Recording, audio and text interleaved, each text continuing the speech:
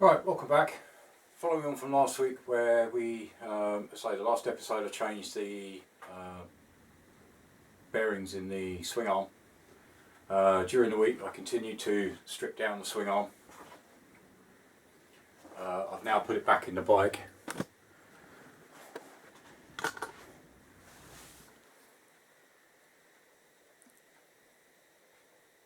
So it was starting to look really good.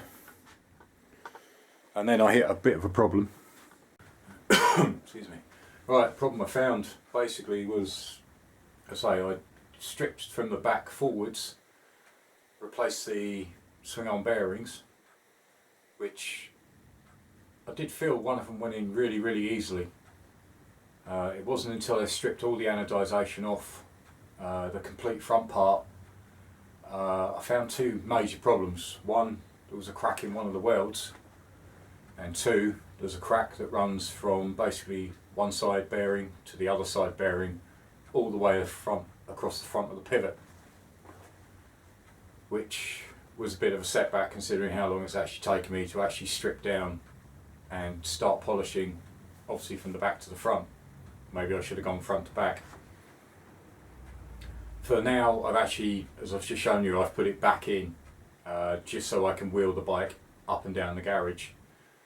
Obviously this is an issue now that I have to change the swing arm. Money is quite tight, because this is all, self-funded. I do this for the enjoyment of doing it, but obviously I have to watch the money. So luckily a friend of mine has said, I've got a swing arm that will fit your bike. It's not a booster swing arm, it's an S-Rad swing arm. So I've done some measurements, and the only difference is obviously it's slightly different shape, but the only difference, the pivot is the same, the width at the rear end is the same. The only difference is the length of the swing arm. It's about an inch, just under an inch and a half shorter. So that's obviously something that I've been thinking about during the week, and I did have a suggestion, I believe it was from Luke, about maybe stretching it, extending it.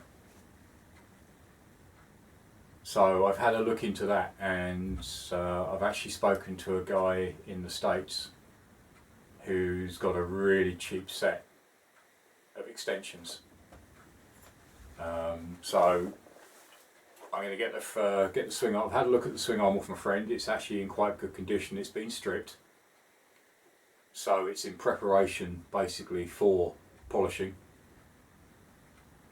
So I'm going to pick that up later on in the week, and basically, as I say, I'm happy with it. He's given it to me for nothing, so thank you very much. You know who you are. And I've paid peanuts basically for these extensions. So yes, the bike is going to be stretched. It wasn't something I was thinking of doing, but when I combine getting a swing arm for nothing and the cheapness of the extensions, that's the way I'm going to run now. I've had a look to see if I can find a cheap swing arm. There are a few that are around, but again, most of them have got seem to have the same issue with this crack along the pivot, and the rest are obviously the later gens, which are black, which I don't want. So I'm going to run with the S-Rad swing arm. It takes the same tyre, the bearings are the same. I've done some checking, I've done my homework on it. The pivot bearing is the same, the actual pivot width is the same, the actual main rod that goes through, and the same on the back wheel is the same. So that's where I'm heading on that. But again, during the week I did manage to get a bit more done.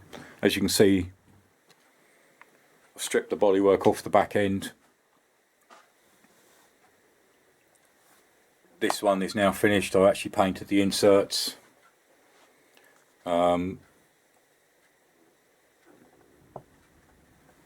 I've actually started, well, these are basically done. Again, polished. So the bodywork's all off. The lock's now in position, and the main catch on the back, that's in position. I've got the cable.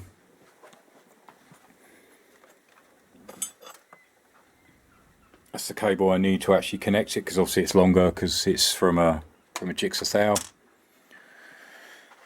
The other bit I've started on is the actual footrests themselves. Just done the end. They're going to need a bit more rubbing down, and the weight plates underneath, I'm just going to spray them black. I am going to go with the suggestions on these side rails, so I've actually picked up some tough black, so thank you for all your comments on that. That was really sort of swung it for me, so I'm going to spray the insides as well. But yeah, these are going to stay black.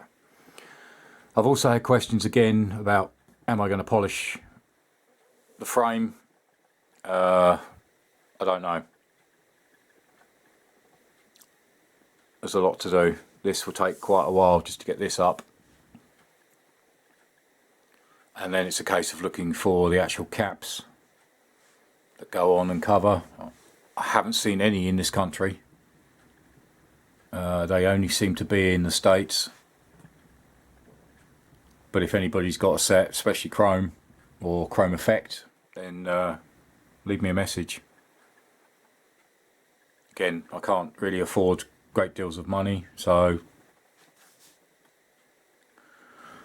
we'll see on that. But as I say, still the electrics to do, and I'm going to have a look at this mask, because many of you have said, and I actually totally agree, the gap between the two is just too much. The clock, I was hoping to run with the Jigsaw thou clock, but if I bring this in, I'm just not going to have enough room, so I might look at a cheap digital Koso. Well, I'd like Koso, but it depends on money.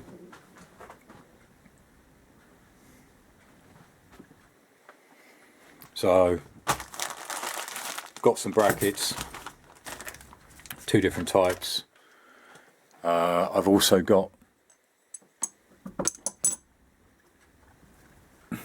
the ones that I used for the twin headlights.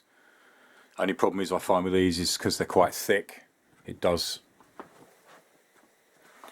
have some play and it rubs against the frame, so I don't have full lock. But that's basically where I am at the moment. So progress has been slow this week. Well, it's been slow for the last couple of weeks, obviously with work, weather. Obviously Christmas approaching rapidly, so I haven't managed to get as much done as I've wanted to, but as I say, I have managed to sort of spend a few hours during the week, and obviously with the swing arm that really didn't help.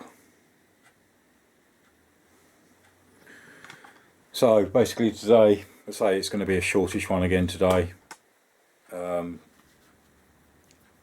I'm kind of in limbo at the moment, where obviously I'm waiting for things to turn up and not having masses amount of time to actually spend on the build.